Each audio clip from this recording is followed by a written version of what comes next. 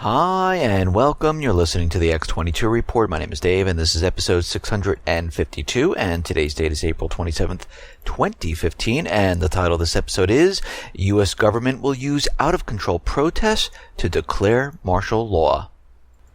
Let's get right into the economic collapse news. Now, we understand that Greece is battling to confiscate as much money as they possibly can because we know there's a payment coming up and it is a large sum. So they have soft capital controls in effect right now, and they have hard capital controls in effect where they're going after those people who haven't paid their debts, their taxes, and they're basically confiscating their bank accounts. And what's very interesting about all this is that they're trying to raise up around 2.5 billion euros in funding, and this will carry them through the end of May. But according to initial reports here, the limits of what they're doing will only raise about 500 to 600 million euros in funds that they need. Not nearly enough to cover the 1 billion euros in Greek payments due to the IMF. And what's happening here is the Central Union of Municipalities and Commodities of Greece held a meeting in which it said that while it declares the support for the national negotiating effort, it would not transfer any of those confiscated funds to the Bank of Greece. So it looks like Greece is having a world of trouble right now. They're trying to gather as many funds as they possibly can to make that payment, and at this point in time it does not seem like they're going to be able to do this. And again, we have to remember they might just end up pivoting right to Russia to help them out or do something, or they might just leave the euro and they have the drachma already designed, ready to go, just sitting there, and they might just write off the debt and say, listen, we cannot do this. We default.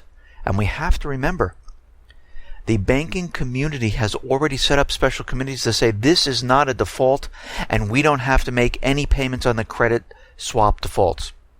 Derivatives, we're good to go. And they're already preparing themselves to basically just ignore the entire situation. And we know that if Greece does default and decides to go on its own, other nations are going to say, you know something, we should just do the same thing. Italy's going to see this, France is going to see this, Spain is going to see this, and the rest of the Eurozone. And again, this is going to be a domino effect which is going to spread across Europe. Here in the United States, what are we seeing? Well, the economy here is not getting better whatsoever. It is getting worse. The Dallas Fed manufacturing outlook had collapsed in the last 4 months, and guess what? And it is down for 6 months in a row right now. This is the longest losing streak in history, and April did not disappoint. Against expectations of about negative 12, Dallas prints at a negative 16, the fifth large miss in a row. New order growth rates slowing further. And we're seeing this all throughout the country at this point. We're seeing that real estate is going nowhere. We see that the unemployment rate is completely manipulated and made up. We see the stock market is completely manipulated. Companies aren't even producing revenue.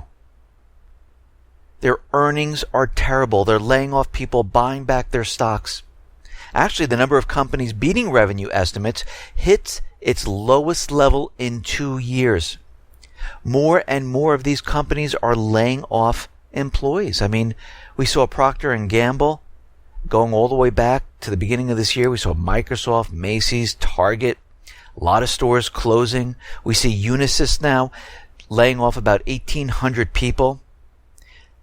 And people are having a very rough time finding work.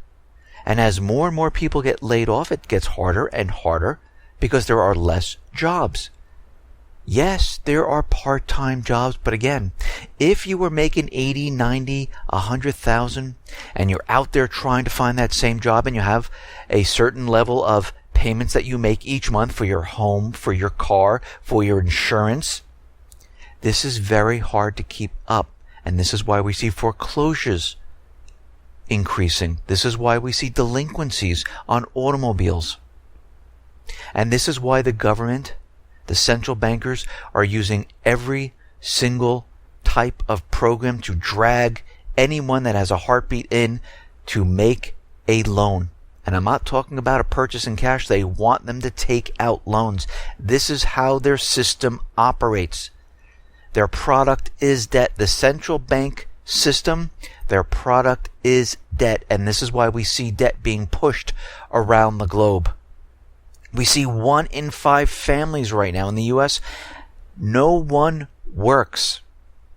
20% of American families in 2014, according to the data released by the Bureau of Labor Statistics, no one in the family worked. And I'm going to say this is much, much higher. And again, they're only counting those people that worked like over 15 hours or so. Many people have side jobs. Many people are working for cash. They don't claim it. Many people are just trying to get by. And we have to remember, a lot of people are still looking for work. They're sending out resumes. They're getting no response back. And this is making it harder and harder for families to make it. We see the manufacturing industry here in the United States is crumbling and falling apart. The people, since they have no jobs, are getting laid off. No one in the family's working. They're not going out to retail and purchasing. I mean, this is quite evident.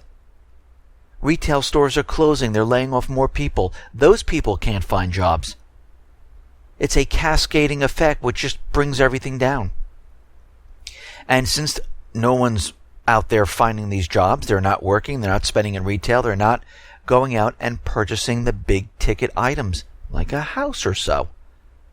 And manufacturing is suffering because if the stores don't need the products, the manufacturers don't have to produce. If the manufacturers don't have to produce, they don't need the raw material.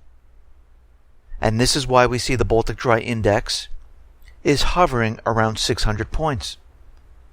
It moves down to 590, moves back up to 600, and it fluctuates. And every time we see it move up, it's because of things like this, where the Baltic Index edged higher on Friday because of increased rates for bigger vessels that had nothing to do with manufacturing whatsoever.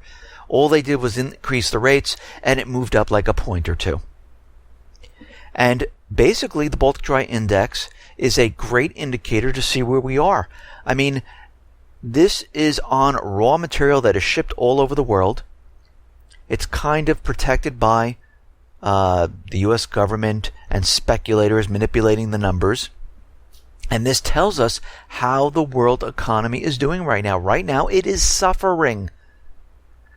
And it's not improving. If we go back a year, 2 years, 3 years, the Baltic Dry Index was around 1,000 points, around 1,500 points. I don't remember the last time it's been this low for such a long time. And it looks like it's not improving whatsoever. Out in Japan, Fitch Rating has lowered Japan's credit rating as the country continues to wrestle with staggering debt.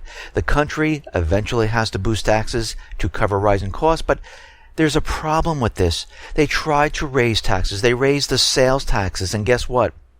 It hurt the consumer. Business spending dropped, and the economy, the Japanese economy, slipped into recession. Fitch downgraded them from an A+ to an A.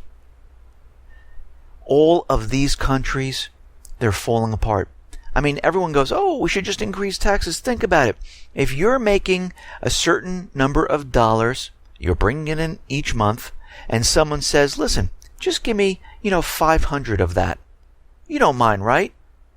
And if that dollar amount that you're bringing in only lasts you 21 days, what are the repercussions of someone taking an additional $500 from you? You cannot survive. That's what a tax is. If you add additional taxes on products, people say, you know what? It's out of my price range. I don't want to purchase it. If you increase income tax, what happens? People say, I'll pay it, but it's going to affect what I purchase in stores. if I purchase a new car, and this is what we're seeing, and this is why Japan is having a huge, huge problem. Their country is doomed. Europe is doomed. The United States is doomed. And all they're doing is they're keeping the illusion alive that everything is perfectly fine. There's a study out of Princeton. They're saying that U.S. is no longer a democracy. The findings of the recent Princeton research study show that the economic elites and organized groups have a substantial influence on the policy of the U.S. government, while groups representing the interests of the mass Americans, as well as ordinary citizens, have little or no influence on politics. Well, this is quite evident because we saw Obama during the election saying, yes, he has a memorandum, and he's going to allow the immigrants, the illegal aliens, I should say, come over the border, and none of the agencies will touch them. Now, he didn't push the memorandum through during the elections because the people wouldn't agree with that, and he knows that. He doesn't care. This is why he waited for after the elections. When people are out there saying, hey, listen, we don't want the Patriot Act, we don't want you spying on us, they do the actual opposite. They do not care what the people say. The main conclusion of the study, they say Americans actually have little opportunity to influence policies pursued by the U.S. government. I completely agree with that. The findings are also important in terms of foreign policy. In case of military conflicts or political confrontation with Russia, the U.S. government does not represent the interests of the American people, but those of business and political elites. We are in a fascist country. This is not a democracy anymore. It's an illusion to make you think you are in a democracy. You are not. The corporations, the central bank, they run the country. They do not care what the people say whatsoever. And we know for a fact that the U.S. government is looking for that special opportunity to declare martial law on the people. And we see in Baltimore, which resembled a war zone as protests over the death of Freddie Gray turned very violent. One witness reported watching the streets around him and his friend turn into madness as they left a baseball game between the Boston Red Sox and the Baltimore Orioles. Car windows were smashed, stores were robbed, chairs were thrown, and a large number of random bystanders were attacked. Local news captured live footage of a man throwing a flaming trash can at the police line. Why is all this happening? Well, a lot of it's ginned up by the Black Panther Party and the new leader, Malik Shabazz, which is basically part of a Washington-based CIA organization to push their agenda to get the people all riled up, and they want protests. They tried it in Ferguson. The government is trying to get this, and they want it to spread across the country so they can declare martial law on the people, suspend the Constitution, to become a full fascist society. This is what they're trying to do, and they want complete control. The mayor of Baltimore, Stephanie Rawlings Blake, admitted in a press conference that she gave instructions for police to protect protesters, including those who wished to destroy, and to give them some space. Now keep in mind that Baltimore told people they needed to stay in a ballpark because they couldn't control the protesters. So they illegally detained law-abiding citizens in order to give space to those who wanted to destroy Baltimore. And who are these people? Well, there's agent provocateurs in the group, got people going. We saw this way back in Ferguson when people actually said, wait a minute, you're undercover police. And those are the people that were throwing rocks, chairs into businesses to get the other people all riled up. We're seeing the same thing occur again. Right now, there are warnings all over the place. Law enforcement authorities in Baltimore have issued a dire warning. Watch out, gang members are coming for you. Law enforcement agencies should take appropriate precautions to ensure the safety of their officers. The department emailed messages read, "The Baltimore Police Department Criminal Intelligence Unit has received credible information that members of various gangs, including the Black Guerrilla Family, Bloods, and the Crips, have entered into a partnership to take out law enforcement." We can see where this is headed. This is why the government wants control of the police forces to nationalize them. This is why the police have been given tanks, machine guns, fatigues, spy equipment, because they're getting ready for these type of situations. And what they're doing in Baltimore right now, they're trying to fan the flame to get this to spread across the country. If you notice, this has started as we're moving into May. And we know that Jade Helm is coming during the summer months. If they can get this fanned up over the next month or two, we can see how this all fits together.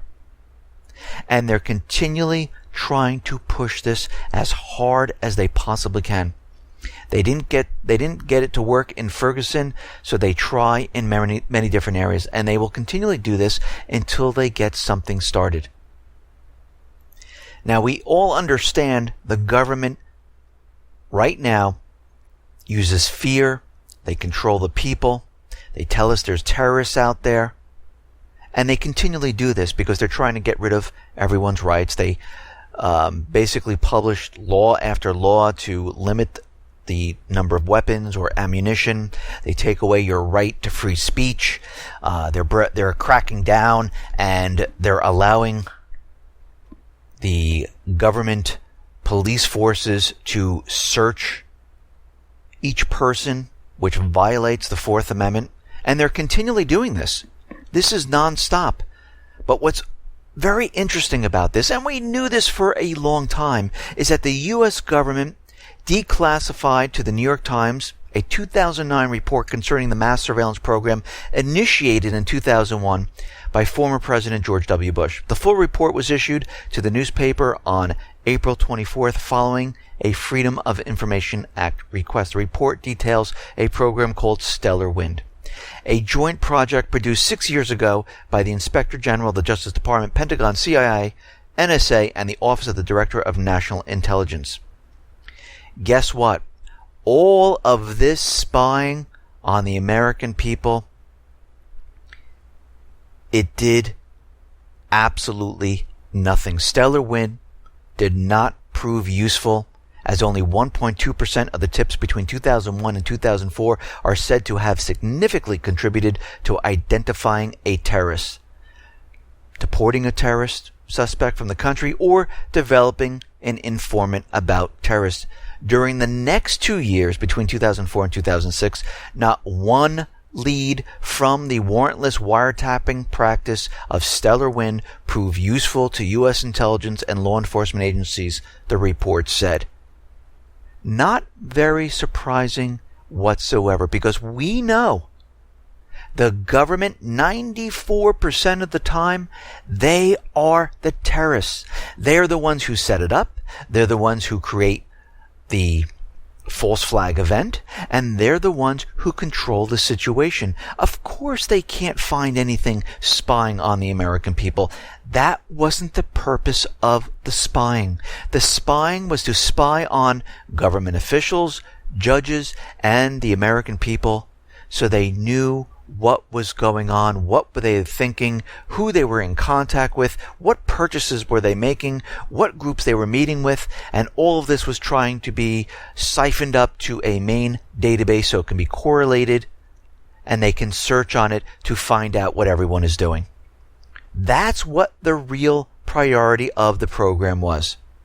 And we understand from everything that we've been seeing, like TSA in the airport patting you down, has never stopped a terrorist. DHS, their early alert system, never has any alerts. Even during the Boston bombing, it was blank. Why? Because it was a government operation. The government uses terrorism to scare the people into doing things they normally wouldn't do. And what are those things? One of them is, yes, we will give up some of our rights to feel protected. The other thing is, yes, we will vote on these bills that will take more of our rights away. Oh, yes, we will go to war because we need to get the terrorists. This is what it's used for, because normally an everyday American would not agree to this. So they need to use these types of tactics. I talked about how the White House has a system to shut down the cell phone network. And they also have a kill switch on all iPhones, Android phones. It's already implemented. It's already in the software, or maybe even the hardware, because they know when certain events occur, they want to shut down the network. And the White House now is fighting against the power to shut down the cell phone network. They want to keep it. They say they need it. I mean, during the Bay Area Rapid Transit System to silent dissent in 2011, they used the kill switch to shut off all cell phone services in several stations. In Boston bombing, they did the same exact thing. The thing they didn't realize was that people were still able to take pictures, and once the cell phone system was turned back on, all those pictures were transmitted. And now they took it a step further. They will shut down the network, and they will just shut down your phone. Why? Because they need to control the false flag event. This is why all of this is put into place. Think about this for a second. Why would the government shut down the cell network? Now, of course, they're using the excuse as well. If somebody has a cell activated bomb, we don't want that to go off by accident. Well, I hate to say it. Does your phone ring by accident when you make a call to somebody else? No, it doesn't. Each one is on its own frequency signal directed to your phone using a SIM card with a string of digits. The reason why they want to shut this down is because they don't want people communicating and pushing this up to the internet to debunk what they're trying to do.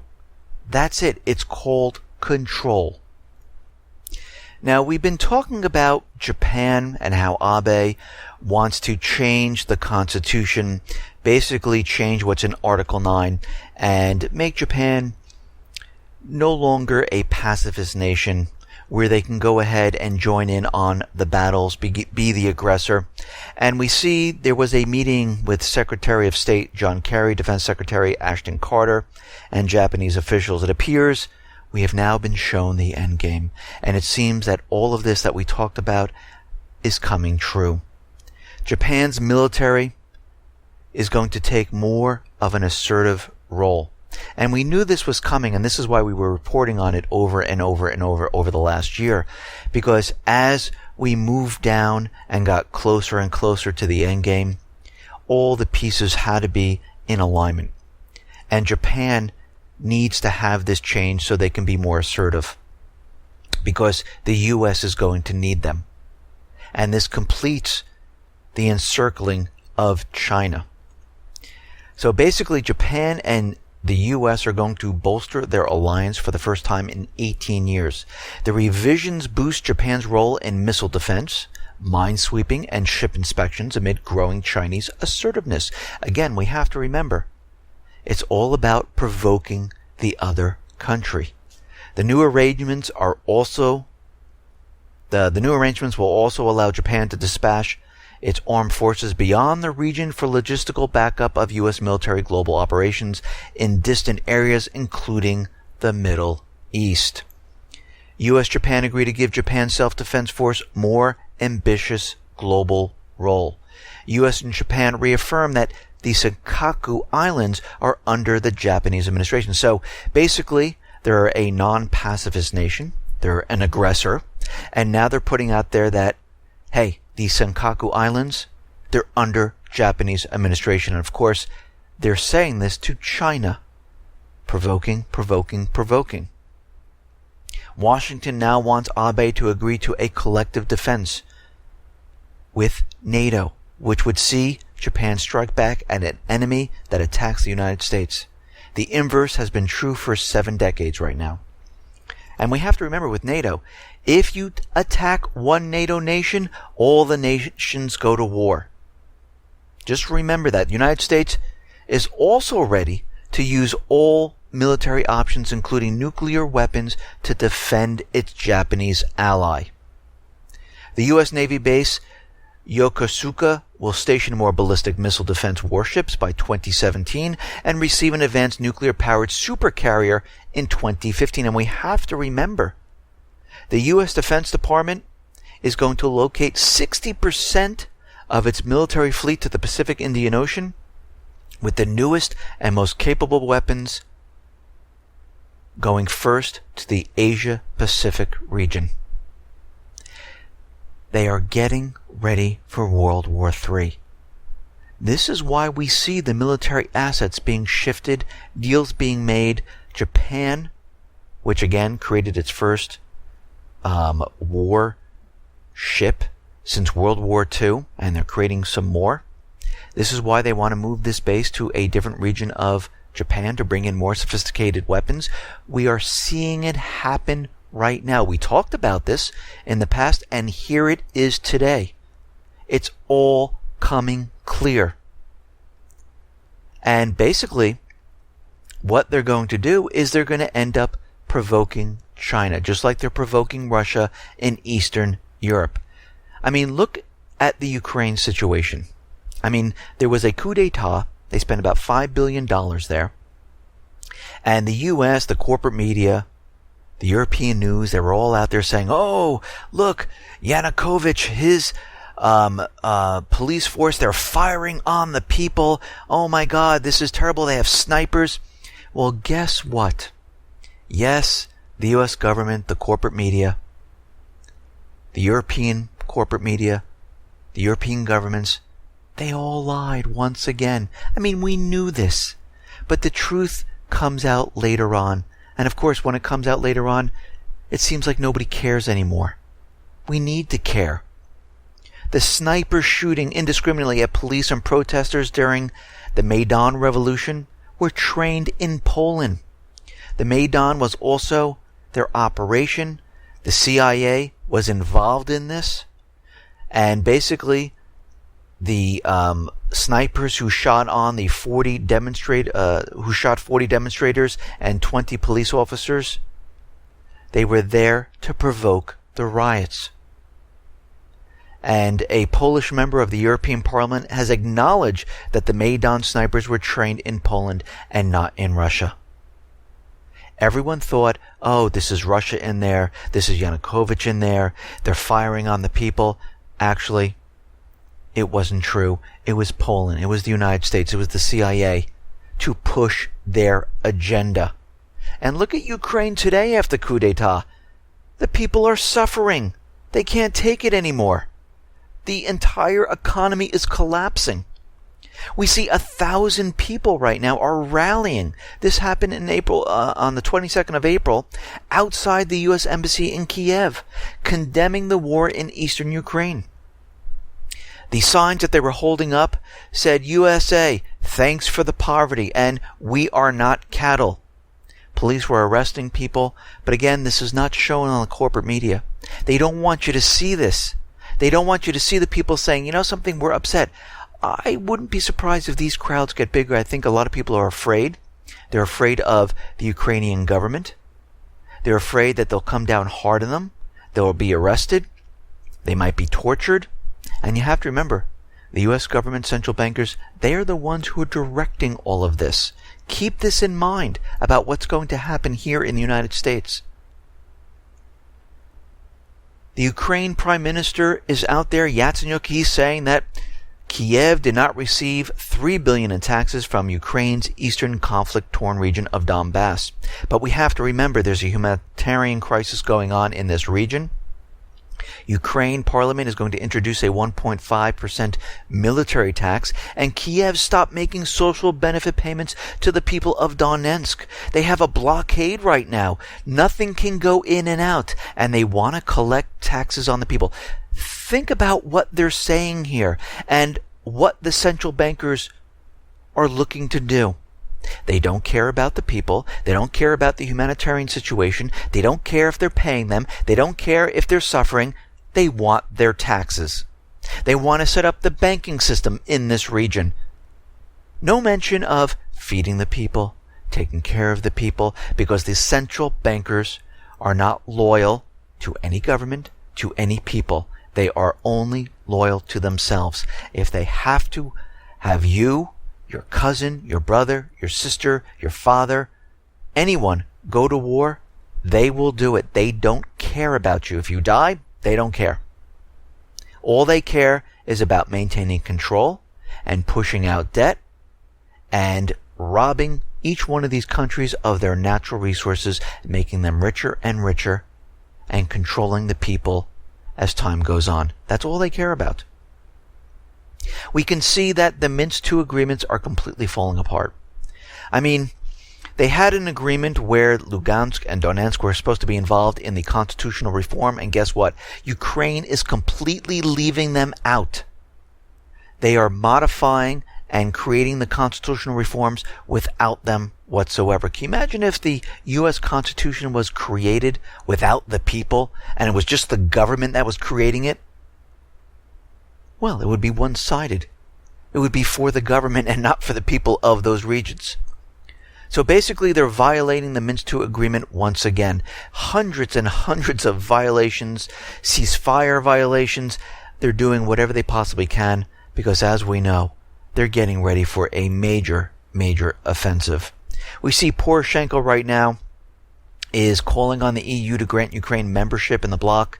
And again, the EU is looking at the situation and saying, listen, we don't want another country like Italy, Spain, Greece, because Ukraine is hurting right now economically, and it would make it worse if it entered the EU. Maybe 5 years down the line, but at this point in time, all you have is the western portion of Ukraine. You don't have the southeast, you don't have Crimea, and right now, we don't see this happening. We see Yatsenyuk. He is out there saying that Ukraine has no plans on postponing the term for establishing a free trade zone with the European Union. This is all they care about. Not that they're destroying people's lives. All they care about is their control, is their money, is their central banking system. That's all they care about. They care about nothing else. And as time goes on, the people are going to get sick and tired of this. The economy is going to collapse, and they're going to have protests that are going to turn into riots, and they will not be able to control this. And they know this, and this is why they're getting prepared for a major, major offensive coming very, very soon. I wouldn't be surprised if it happens late spring to early summer. Now, as we know, in Ukraine, after the coup d'etat, we had Joe Biden bring his son in. He was put on the board of directors of the gas company. We know that John Kerry had his friend in college also join the board. And we can see that right now Ukraine wants to see European partners and friends among shareholders of the domestic gas transportation system. And this is coming from who again? Yatsenyuk, who's a central banker of Ukraine, who the United States put into place. And again, they're leaving out Russia. They do not want Russia stepping in whatsoever. They're going to look towards the United States. They're going to look towards the European nations. And we can see what they're doing right now. They're taking control of the resources in Ukraine. The United States right now, through another $1 billion worth of loan guarantees towards Ukraine. Again, they need this. They are collapsing. And they need this so they can go ahead and push their offensive against the southeastern area. And we can see right now that Ukraine is continually shelling the southeastern people. And of course, the southeastern militias are firing back. And of course, Ukraine comes out and says, oh my God, we're being fired upon. We need peacekeepers in the southeastern region because all of a sudden they're firing on us. No, Ukraine fired upon the southeastern people, and they're defending themselves. They left that first part out. And we know why they want the peacekeepers in there, because there's a bill that will declare martial law in the Donbass region. And this is what they really want to happen. You know right now that they're going to do whatever they possibly can to push a false flag event and make it look like the southeastern people have attacked Kiev. Because you have to remember, Poroshenko said, we will not mount an offensive on the southeastern people. But if they attack us, then all bets are off. And this is the setup. We see the OSCE inspectors right now are being harassed by Kiev troops and volunteer battalions. They're asking them questions and threatening their lives like, what's your nationality? Where are you going? They're doing illegal searches. And such actions by the Ukrainian forces run contrary to Kiev's obligations to ensure safety and freedom of movement of the OSCE monitors overseeing the implementation of the Minsk peace deal and UN Security Council Resolution 2202. And of course they're doing this because they don't want the OSCE going to certain areas. They keep them contained. They keep them off balance. Now, of course, we've been hearing a lot about the Russia buildup. They're building up the armed forces on the border with Ukraine. There's soldiers inside Ukraine. Missiles are being placed inside Ukraine. And of course, there's no satellite imagery. There's no photos. And if there is a photo, like the Buk missile system, which one of the senators was out there showing, basically was the Buk missile system from last year. And he's showing it today, making it seem like, oh yeah, see, they have this system. But it was from last year on the Ukrainian side. I mean, they just show these photos and they're just lying to the people. And we see right now American and Norwegian specialists will fly over the territory of Russia under the Treaty of the Open Skies between April 27th and April 30th. They've flown over the region many, many times. And guess what they've seen? No Russian troop buildup. During the time period when they're saying that Russia had troops, they were bringing tanks over the border. An NBC crew drove 1,200 miles up and down the border, and guess what they saw? Absolutely nothing. If you notice, they never give a satellite image of what's going on, and you know they have the satellites right above that take clear HD, three-dimensional, beautiful, colorful pictures, and we haven't seen one of them. So basically, Norwegian and the Americans with the Russians, they're going to be flying an AN-30 plane. It is not equipped with any weapons whatsoever. It's only equipped with technology to observe on what is going on. That is it. And they will see there is absolutely nothing going on. France right now, it looks like they might have plans to pay back costs for the Mistral helicopter carriers ordered by Russia. If they're not delivered, they're going to be returning about 800 million euros and paying compensation for other expenses totaling about 300 million euros. And Paris is expected to fund the compensation from about $2 billion worth of euros that Poland will pay to buy these ships. So it looks like Poland, along with the U.S., is saying, okay, we will give the funds to purchase this to get you out of the deal with Russia. But nothing's been finalized yet, and we'll see how this works out. Now, out in Yemen, we understand the situation is getting worse. The new Operation Hope, or what I like to call Operation Restore the Puppet Government, is now being pushed forward, which is basically the same thing they were doing before, bombing the Houthis. Nothing's changed whatsoever. But as we saw, the United States basically just left the U.S. citizens in Yemen. They had ships right off the coast. They could have flown in, rescued them, removed them, but they didn't. Instead, they made a lot of excuses. They were giving them directions. They were giving them information. But the Russians came in and they rescued foreign nationals from Yemen. A lot of them were from the U.S. and many other places. So right now, Russia has rescued about 1,700 foreign nationals. America rescued 0. I mean, America, the superpower, couldn't go in and rescue its own people. Now, there might have been another agenda where they wanted the Houthis to kill some of the people. Of course, the Houthis are not going to do this. What would be the reason for this? But if some of them were to die in the bombing, they would have said, the Houthis killed them, and this is why we need to go to war in Yemen. This is why we need to pass the authorization for war. But let's look at some of the facts. Fact 1. The U.S. doesn't give a damn about its trapped citizens in harm's way. Fact 2. The State Department did nothing to help. It contacted no one on their behalf. Fact 3. It provided no helpful information. It left defenseless U.S. citizens on their own, out of luck. Fact 4. Washington can easily evacuate all U.S. nationals wishing to leave, by air and sea in a few days at most. Fact 5. It could halt all terror bombing to assure no one is in harm's way. Fact 6. Obama could end his latest aggression, killing and injuring hundreds daily, and rescue the people. They did none of this. They just left them.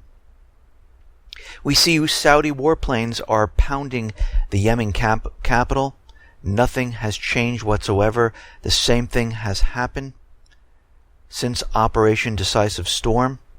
They're continually hitting, but we see the Houthis now are mobilizing for the first time since the end of Decisive Storm. The Houthi militias erected, according to witnesses, new military bases inside the capital.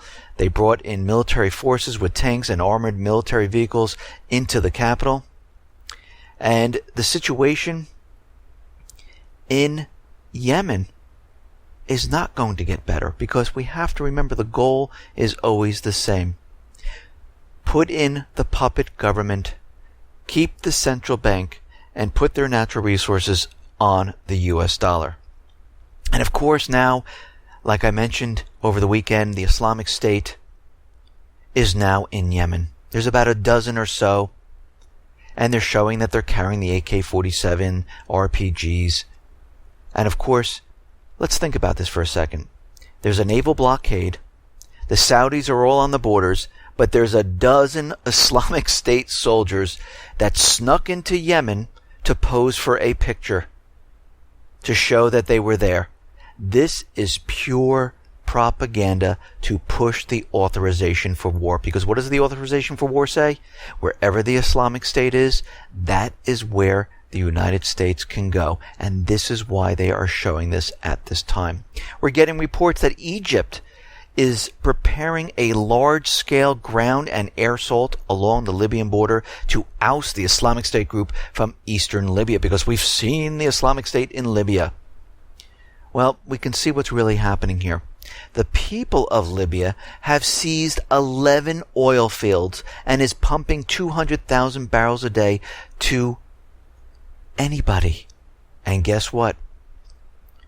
The U.S. government, the central bankers, cannot have this. Now, the U.S. cannot go into Libya. They don't have the authorization for war. So they need the coalition forces to go in. They'll direct the operations, and we can see this is getting prepared. So we have Yemen. The next case is going to be Libya. They will not allow this to continue on because they lost control of the oil fields and the sale of oil, because most likely they are not selling it using the U.S. dollar. We can see that yesterday a 1,200-man force invaded Syria from Turkey, a force armed with American M16 rifles, the latest TOW missiles, and advanced Stinger air defense systems. The roads were strewn with burning Syrian tanks while the Syrian Air Force tries to slow their advance through the city of Idlib and into Syria. The armored brigade that invaded Syria was the first unit trained by the U.S. under the commander of General John Allen. Wait a minute. I thought all of this was to go fight the Islamic State. As soon as they were trained, soon as they were out there, they attacked the Syrian armed forces. They left the Islamic State completely alone. It's all holding true. Their goal is still the same, which we knew. It's to get Assad. Period. The end. The Islamic State is a proxy army for the United States government, Israel, UK, and other nations in the coalition forces. And we can see right now that all of this training and everything they're doing has nothing to do with the Islamic State. It has everything to do with removing Assad. At this point in time, Russia and Syria, they've signed an agreement on combating terrorism. Russia will join Syria right now in the fight against the Islamic State. So we can see what's going on here. Everything is getting ramped up. We're moving into the spring, summer months, and we can see they're definitely getting prepared for something very big in Ukraine, out in the Pacific, in the Middle East with Syria, and we are going to see something major occur. We see the propaganda is continually being pushed. I know I discussed the hack in the White House. We all understand it was not Russia whatsoever. I mean, they're pushing their propaganda to convince everyone these are going to be our enemies. Russia, China, North Korea. And they're not stopping. I mean, think about the timing of all of this. It just so happened at the moment of renewed tensions with Russia, where Russia's building up forces on Ukraine, and all of a sudden the White House got hacked. Another coincidence is that we have these cybersecurity bills in Congress, and they're getting ready to be voted on. Of course, this will remove more of your privacy. Your information will be shared with the government. But all of this is done to push an agenda. Remember back when DHS, they were threatening to cut off their funding in the budget, and they started up all these scare tactics that in the malls of America, they're detecting some chatter and there could be some type of terrorist attack, and as soon as they got their budget, it all disappeared. This is what this is. This is to convince everyone. That's it. Nothing else. Listen, everyone, thanks a lot for listening. Be well, be safe, and especially be prepared. Thanks a lot.